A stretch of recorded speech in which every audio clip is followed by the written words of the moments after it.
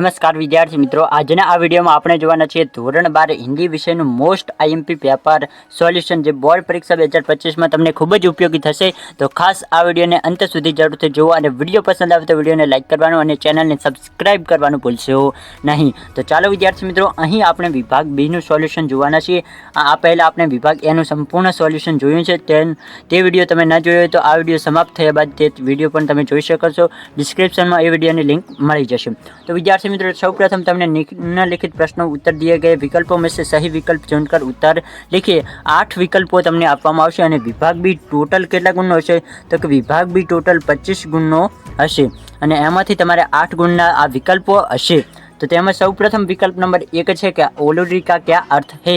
તો તેમાં જવાબ આવશે માફિક. બી વિકલ્પ સાચો. પછી છે વિકલ્પ નંબર 2, गोपियाँ किसकी बनी माला पहनेगी? तो कि गोपियों की शनि माला पहनશે तो कि गुंजा की. प्रश्न 3, शिशु सिंह के साथ कौन खेल रहा था? तो कि बालक भरत शिशु सिंह के साथ खेल रहा था. પછી છે પ્રશ્ન નંબર 4, जब बादल को गिरते देखा तब किस ऋतु का प्रभाव था? तो कि बादल को गिरते देखा तब वसंत ऋतु का प्रभाव था. प्रश्न नंबर 5 છે કે जीवन में एक सितारा था, माना वह बेहद प्यारा था. तो તેમાં સી વિકલ્પ સાચો આવશે. આગળ જોઈએ प्रश्न नंबर 6 છે કે महाप्रस्थान काव्य का प्रकार कौन सा है? तो कि महाप्रस्थान જે કાવ્ય છે તેનો પ્રકાર કેવો છે?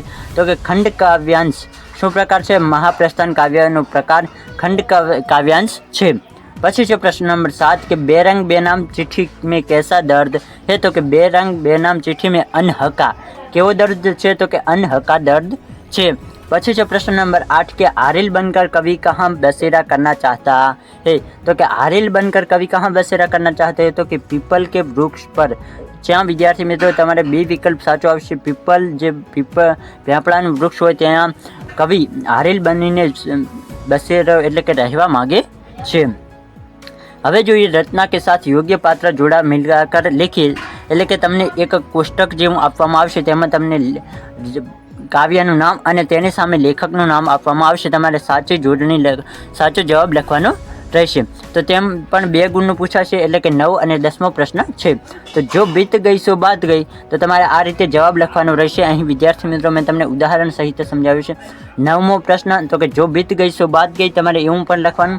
9મો અને બીત ગઈ સો બાત ગઈ.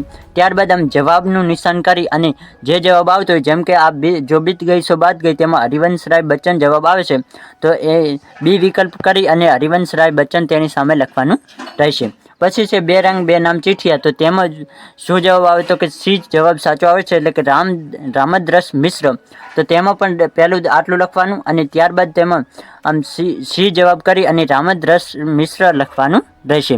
તો આ રીતે વિદ્યાર્થી મિત્રો જો તમે જોડકા લખશો તો જ તમારા જોડકા સાચા પડશે. પછી છે નિમ્નલિખિત પ્રશ્નો કે उत्तर 1-2 વાક્યો में लिखिए. તે તમને 4 પ્રશ્નો પૂછવામાં આવશે અને તેના 4 ગુણ આપવામાં આવશે, એટલે કે દરેક પ્રશ્નના 1-1 ગુણ. तो विद्यार्थी मित्रों तेमा पण 11मो प्रश्न है कि कृष्ण क्या कर रहे हैं? तो कि कृष्ण होली खेल रहे हैं. प्रश्न 12, कृष्ण अपने सिर पर कौन सा मुकुट धारण करते थे? तो कि कृष्ण अपने सिर पर मोर पंख का शेनु मुकुट धारण करे छे? तो कि मोर पंखનું મુકટ જે આવે તે ધારણ કરते थे. પછી છે પ્રશ્ન 13 કે કવિને झुंझुने किसे कहा है? तो कवि ने झुंझुने किसे कहा है? तो कवि ने सभा में आए उन लोगों को झुंझुने कहा है जिनको अपनी बात कहने का मौका नहीं दिया जाता और उन पर अपना निर्णय थोपकर उनका मनचाहा उपयोग किया जाता है. પછી છે 14मो प्रश्न के बेरंग चिट्ठी किसे कहते हैं? तो कि जिस चिट्ठी पर समुचित डाक टिकट न लगाया गया हो उसे बेरंग चिट्ठी कहते हैं. तो कि जिस चिट्ठी ઉપર જે ચિઠ્ઠી ઉપર સમુચિત ડાક ટિકટ એટલે કે ડાક ઘરનું જે ટિકિટ હોય તે ન લગાવેલું હોય તેને શું કહેવામાં આવે? તો કે ઉસે બેરંગ ચિઠ્ઠી કહેતે હે. હવે જોઈએ નિમ્નલિખિત પ્રશ્ન में से किन्हीं 3 के उत्तर 2-3 वाक्यों में लिखिए. તો તમારે 3 પ્રશ્નોના ઉત્તર લખવાના રહેશે. અહીં તમને 4 કે 5 પ્રશ્નો આપવામાં આવશે, પરંતુ કોઈ પણ 3 તમને જે પણ પ્રશ્નો આવડતા હોય તેના જવાબ લખવાના રહેશે અને દરેક પ્રશ્નના 2 ગુણ, એટલે કે ટોટલ તમને 6 ગુણ અહીં આપવામાં આવશે. અહીં તમારે 2-3 વાક્યમાં જવાબ લખવાના રહેશે. તેમાં છે પ્રશ્ન 15 કે गोपियाँ कृष्ण की बांसुरी को अपने होठों पर क्यों नहीं रखना चाहती? तो कि गोपियों का मानना है कि कृष्ण बांसुरी के वश में हो गए हैं और वे उनको नहीं चाहते ही। इस तरह वे कृष्ण की बांसुरी को अपनी सौतन के रूप में देखती है, इसलिए सौंतियों दाह के कारण गोपियाँ बांसुरी को अपने होठों पर नहीं रखना चाहती है। प्रश्न नंबर 16 के बालक ने क्रोधित सिंह से क्या कहा? तो कि जब सिंहनी क्रोध में आकर गरजने लगी तो बालक भरत ने छेड़ी तानकर उससे कहा कि यदि मेरे खेल में तुम अड़चन डालोगी तुम कभी मार खा जाओगी और मैं तुम्हारे बच्चे को तुम्हें नहीं दूंगा, तो यहाँ से चली जा, भाग जा यहाँ से। એવું શું કહે છે? તો બાલક ભરત સિંહની આવે છે તેને આટલું કહે છે। પછી છે પ્રશ્ન 17 કે સત્ય की प्राप्ति के बारे में युधिष्ठिर के विचार बताइए। तो તેમાં તમારે જવાબ લખવાનો રહેશે कि सत्य की प्राप्ति के बारे में युधिष्ठिर ने कहा है कि सत्य की प्राप्ति दूसरे से प्रश्न करके नहीं होती, सत्य की प्राप्ति के लिए स्वयं से ही जिज्ञासा करनी होती है। હવે જોઈએ વિદ્યાર્થી મિત્રો, નિમ્નલિખિત પ્રશ્ન का 7-8 વાક્યોમાં ઉત્તર લખીએ। તેમાં તમને 2 પ્રશ્નો આપવામાં આવશે, તેમાંથી તમારે કોઈ પણ એક પ્રશ્નનો જવાબ લખવાનો અને તેના તમને 5 ગુણ આપવામાં આવશે। તેમાં પ્રશ્ન નંબર 18 છે કે કૃષ્ણ कैसे होली खेल रहे हैं। તેનો જવાબ જોઈએ તે પહેલાં તમને જણાવી દઉં કે જો તમારે સંપૂર્ણ પેપર સોલ્યુશનની PDF જોઈતી હોય તો આપણી ટેલિગ્રામ ચેનલ છે તેમાં તમને મળી જશે, તો ટેલિગ્રામમાં જોડાવાનું ભૂલશો નહીં। આ સંપૂર્ણ पेपर सॉल्यूशन की PDF तमने ત્યાં મળી જશે।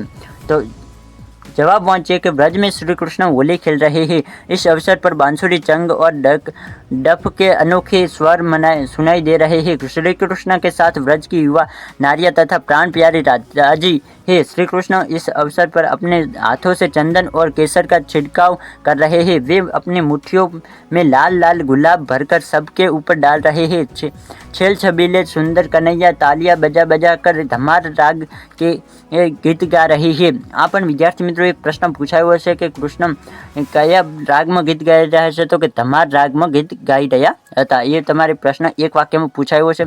कृष्ण किस राग में गीत गा रहे थे? तो कि धमार राग में।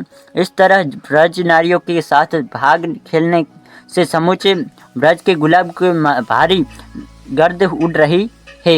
मीरा कहती है कि प्रभु आप मन को मोह लेने वाले हैं। तो तमे आ प्रश्न पूछाय तो तमे आटलो जवाब लखी शको छो। आगळ वधीए।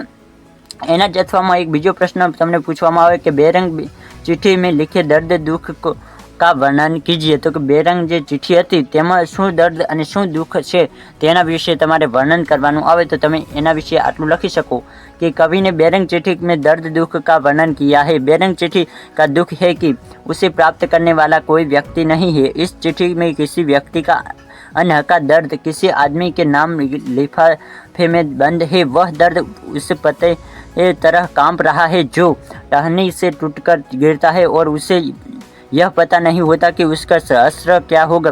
लेखक द्वारा छोड़ी गई बेरंग चिट्ठियों भी अपनी पंक्तियों में एक दर्द बसे कसे हुए घूम रही है। इन बेरंग चिट्ठियों को असर किसी लावारिस जगह पर पड़े पड़े फड़फड़ाना पर रह गया है। तो तमें जो आ प्रश्न पूछा कि बेरंग चिट्ठी में लिखे गए दुख दर्द का वर्णन कीजिए तो तमें एनो जवाब आटलो लखी શકો છો। તો વિદ્યાર્થી મિત્રો તમારે આ દરેકે દરેક પ્રશ્નના જવાબ એકવાર જરૂરથી વાંચી લેવા। તમને આની PDF આપણી ટેલિગ્રામ ચેનલ ઉપર મળી જશે। અને જો તમે વિભાગ એનું સંપૂર્ણ સોલ્યુશન વાળો વિડીયો ન જોયો હોય તો એ વિડીયો પણ તમે જોઈ શકો છો।